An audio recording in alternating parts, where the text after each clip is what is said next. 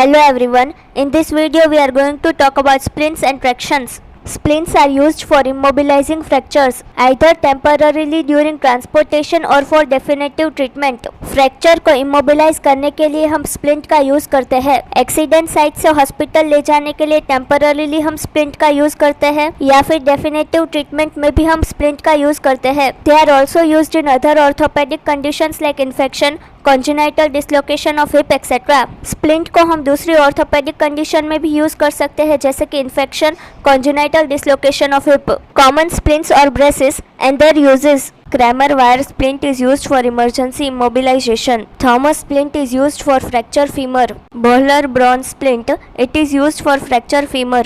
Aluminium splint, it is used for immobilization of fingers. Danish brown splint, it is used for congenital talipes equinovarus. Cock up splint, it is used for radial nerve palsy. Knuckle blender splint is used for ulnar nerve palsy. Toe rising splint used for foot drop. Volkmann's splint is used for Volkmann's ischemic contracture.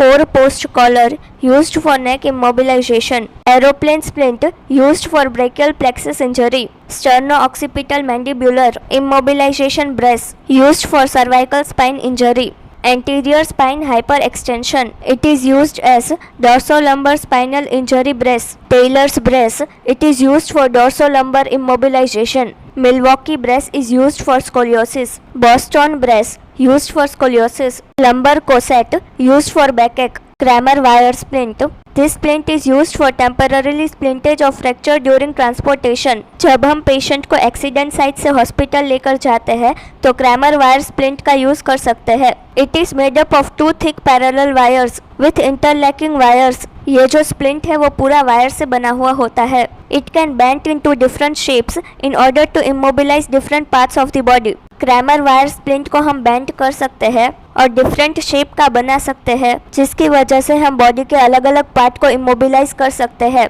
Thomas knee bed splint और Thomas splint, it is one of the commonest splint used in orthopaedic practice. Thomas splint को हम orthopaedic practice में use करते हैं. It was devised by H O. Thomas initially for immobilisation for tuberculosis of the knee. Thomas splint को H O. Thomas ने invent किया था और जब वो इन्वेंट किया गया था उस वक्त ट्यूबरक्यूलोसिस के पेशेंट में नी को इमोबिलाइज करने के लिए यूज किया जाता था. It is now commonly used for the immobilization of hip and thigh injuries. But अब थॉमसन स्प्लिंट को हिप को इमोबिलाइज करने के लिए या फिर थाई इंजरी में यूज किया जाता है. Parts of a Thomas splint. A Thomas splint has a ring and 2 side bars joined distally. Thomas splint में रिंग होती है और दोनों साइड बार्स होते हैं जो कि डिस्टली जॉइंट होते हैं. Ring is at an angle of 120 degree to the inside bar. Bar जो है वो 2 तरह के होते हैं, inside bar and outside bar. Ring जो है वो इनसाइड बार से 120 डिग्री पर होती है. The outside bar has a curvature near its junction with the ring to accumulate the greater trochanter.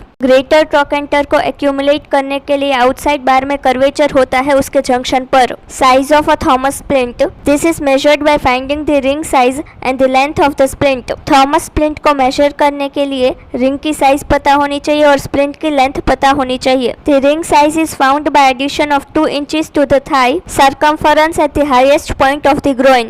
Groin is the area between abdomen and the upper thigh. Ring का जो circumference है वो 2 inches ज्यादा होना चाहिए groin से. The length of a Thomas splint is the measurement from the highest point of the medial side of the groin up to the heel plus 6 inches. Thomas splint की जो length है वो medial side of the groin से start होते हुए heel plus 6 inches तक होती है. Uses. A Thomas splint is used for immobilization of the lower limb. Thomas splint जो है वो लोअर लिम्ब को इमोबिलाइज करने के लिए यूज किया जाता है. The ring of the Thomas splint is introduced around the limb. Thomas splint की जो रिंग होती है वो लिम्ब में इंट्रोड्यूस की जाती है. The thigh and the leg are supported on slings tied over the side bars. Thigh और लेग जो है वो साइड बार से सपोर्टेड रहते हैं. Bohler Braun splint, this is a frame as shown in figure 4.3. It has a number of pulleys over which the traction cord passes while giving traction for different fractures. ये जो splint है इसमें pulleys लगे हुए होते हैं जिसमें से ट्रैक्शन कोड जो है वो पास हो रहा होता है जब हमें डिफरेंट फ्रैक्चर में ट्रैक्शन देना हो. It is more convenient than Thomas splint since it has no ring. Bohler Braun splint जो है वो थॉमस स्प्लिंट से ज्यादा कन्वीनियंट होता है क्योंकि इसमें रिंग्स नहीं होती। The ring of a Thomas splint is a common cause of discomfort specially in the elderly people. Thomas splint की जो रिंग है वो एल्डरली पीपल में डिस्कम्फर्ट कॉज कर सकती है। Care of a patient in a splint. A patient in a splint needs a following care. जब patient splint पर होता है तो हमें ये सारी चीजें ध्यान में रखनी चाहिए। Splint should be properly applied, well padded at bony prominence and at the fracture site. हमें स्प्लिंट को प्रॉपरली अप्लाई करना चाहिए। बोनी प्रोमिनेंस और फ्रैक्चर साइट पर पैडेड स्प्लिंट होनी चाहिए। The bandage of the splint should not be too tight as it may produce sores. Splint की जो बैंडेज है वो इतनी ज्यादा टाइट नहीं होनी चाहिए कि पेशेंट को पेन हो। Not too loose lest it becomes ineffective. इतनी भी लूज नहीं होनी चाहिए कि वो इनइफेक्टिव लगे। The patient should be encouraged to actively exercise the muscles and the joint inside the splint as much as permitted. Patient को हमें एनकरेज करना चाहिए कि वो मसल और जॉइंट की एक्सरसाइज करे। एनी कंप्रेशन ऑफ नर्व और vessel usually due to too tight bandage और lack of adequate padding should be detected early and managed accordingly. अगर नर्व और वेसल में कंप्रेशन हो रहा है बैंडेज के टाइट होने की वजह से या फिर पैडिंग ना होने की वजह से तो उसे पहले डिटेक्ट करना चाहिए और फिर मैनेज करना चाहिए। Daily checking and adjustments if required should be made. हमें पेशेंट को डेली चेक करते रहना चाहिए। Regular portable X rays may be taken to ensure good position of the fracture ठीक तरीके से हील हो रहा है या नहीं ये देखने के लिए एक्सरे करवाना चाहिए। Nowadays, ready-made braces are available for immobilizing different joints. Ready-made braces available है different joint को immobilize करने के लिए। These are available in small to extra large size. Braces जो है वो छोटे से लेकर बड़े हर साइज में अवेलेबल है। Common ones in use are knee immobilizer, wrist immobilizer and ankle support. Knee immobilizer, wrist immobilizer and ankle support are the common जो कि अवेलेबल है। Tractions. Traction is used for reduction of fractures and dislocations and their maintenance. Traction जो है वो fracture का reduction करने में, dislocation को ठीक करने में और फ्रैक्चर को मेंटेन करने में यूज होता है। For immobilising a painful inflamed joint. Painful और इन्फ्लेम्ड जॉइंट को इमोबिलाइज करने में यूज होता है। For the prevention of deformity by counteracting the muscle spasm associated with painful joint conditions. Painful joint का जो मसल स्पाज्म है वो काउंटर एक्ट करेगा जिसकी वजह से डिफॉर्मिटी प्रिवेंट होगी। For the correction of soft tissue contractures by stretching them out. Soft tissue contracture को करेक्ट करने के लिए। Types of traction. For effectiveness of any traction a counter traction is necessary. कौन सा ट्रैक्शन इफेक्टिव है ये देखने के लिए काउंटर ट्रैक्शन बहुत जरूरी है। Depending upon what act as a counter traction a traction can be fixed और स्लाइडिंग। काउंटर ट्रैक्शन किस तरह का है उस पर से हम ट्रैक्शन को फिक्स्ड और स्लाइडिंग ट्रैक्शन में डिफरेंशिएट कर सकते हैं। Fixed traction. In this type counter traction is provided by a part of the body. Fixed traction में काउंटर ट्रैक्शन जो है वो बॉडी का पार्ट ही प्रोवाइड करता है। For example in Thomas splint fixed traction the ring of the splint comes to lie against the ischial tuberosity and provides counter traction. Thomas splint की जो ring है वो ischial tuberosity पर लाई करती है और काउंटर ट्रैक्शन प्रोवाइड करती है। Sliding traction. In this type the weight of the body act as a counter traction. Sliding traction में बॉडी का जो weight है वो counter traction की तरह act करेगा। For example, traction given for a pelvic fracture, where the weight of the body act as a counter traction. Pelvic fracture में जब हम ट्रैक्शन देते हैं तो बॉडी का जो वेट है वो काउंटर ट्रैक्शन की तरह एक्ट करता है। Made effective by elevating foot end of the bed. इसको हम ज्यादा इफेक्टिव बना सकते हैं अगर हम फुट को एलिवेट कर ले। Methods of applying traction. There are two methods of applying traction, skin and skeletal. हम दो तरह से ट्रैक्शन अप्लाई कर सकते हैं, स्किन में या फिर स्केलेटल में।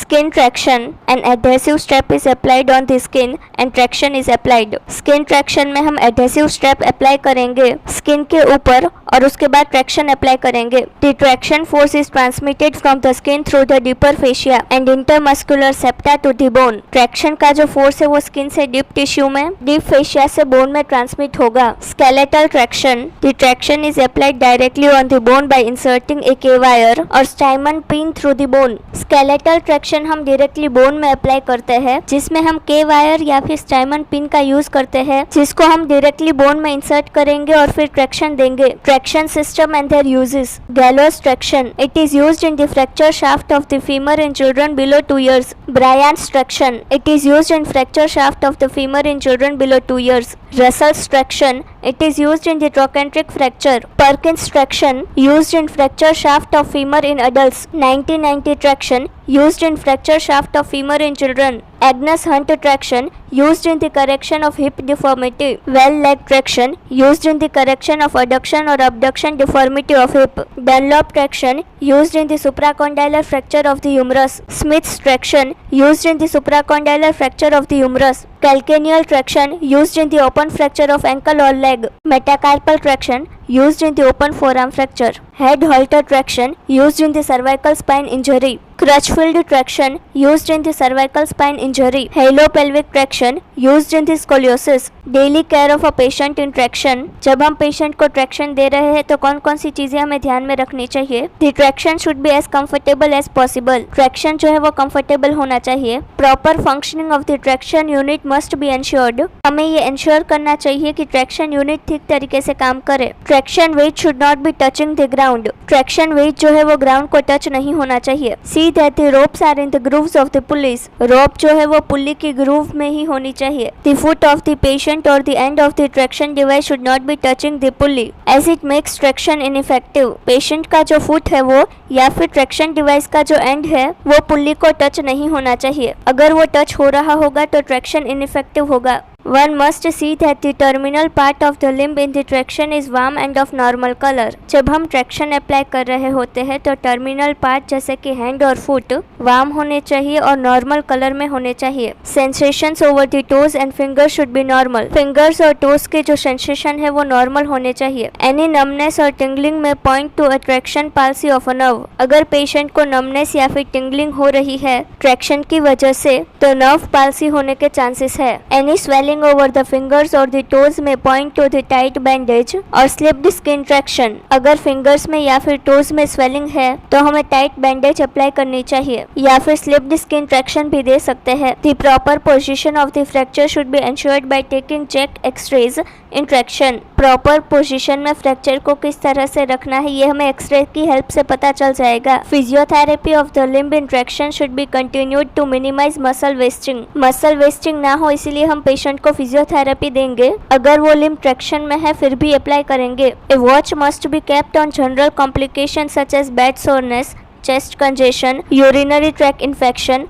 Constipation etcetera. पेशेंट को bed soreness, chest congestion, urinary tract infection, constipation जैसी कोई कॉम्प्लिकेशंस तो नहीं हो रही है ये ध्यान में रखना चाहिए। Diversion therapy is important for any patient confined to bed for a prolonged period of time, जो पेशेंट ज्यादातर बेड पर रहते हैं उन्हें हमें डाइवर्जन थेरापी देनी चाहिए। This may be done by suggesting the patient to do things he likes such as reading, craft, games, watching television, net surfing etcetera.